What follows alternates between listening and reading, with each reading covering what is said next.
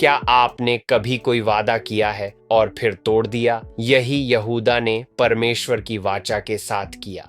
अध्याय का सारांश, परमेश्वर यिर्मयाह से कहता है कि उसकी वाचा का प्रचार करे, मेरी आज्ञा मानो और जो कुछ मैं कहता हूं वह सब करो, तब तुम मेरी प्रजा होगे और मैं तुम्हारा परमेश्वर रहूंगा। यही सीनै पर की गई वाचा का हृदय था, पर यहूदा ने उसे तोड़ दिया। उन्होंने अन्य देवताओं की ओर मुड़कर बाल को धूप चढ़ाई और आज्ञा उल्लंघन का जीवन जिया। इस विश्वासघात के कारण न्याय आने वाला था। परमेश्वर ने कहा कि जब आपदा आएगी तो वे मूर्तियां जिन्हें उन्होंने पूजा उन्हें बचा नहीं पाएंगी, यहाँ तक कि उनके लिए की गई प्रार्थनाएं भी सुनी नहीं जाएंगी। यह विश्वासघात गहरा था, यहाँ तक कि यिर्मयाह के अपने नगर अनातोत में षड्यंत्र रचे गए। वहां के लोग कहने लगे, यहोवा के नाम से भविष्यवाणी मत कर, नहीं तो हम तुझे मार डालेंगे।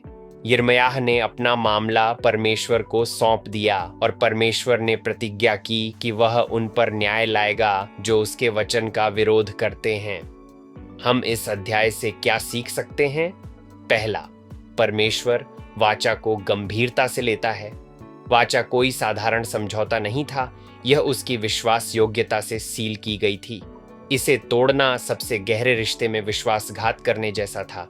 क्या मैं परमेश्वर के साथ अपने संबंध को हल्के में लेता हूं या आवश्यक गंभीरता के साथ निभाता हूं? दूसरा, मूर्तियां बचा नहीं सकती। जब विपत्ति आई, यहूदा के झूठे देवता बेकार साबित हुए। केवल यहोवा ही बचाने की सामर्थ्य रखता है। संकट के समय में सबसे पहले किसकी ओर मुड़ता हूं, परमेश्वर की या किसी और सहारे की? तीसरा, विश्वास योग्यता विरोध ला सकती है। यिर्मयाह को सत्य बोलने के लिए धमकियां झेलनी पड़ी, फिर भी उसने परमेश्वर पर भरोसा किया कि वह उसका रक्षक है।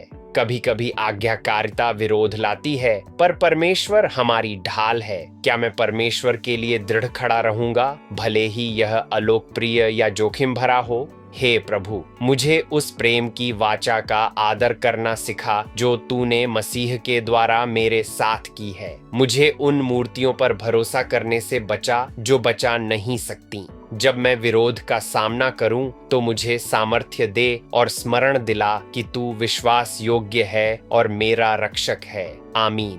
परमेश्वर की ओर से वाचा अटूट है। आओ हम उसके साथ विश्वास योग्य चलें।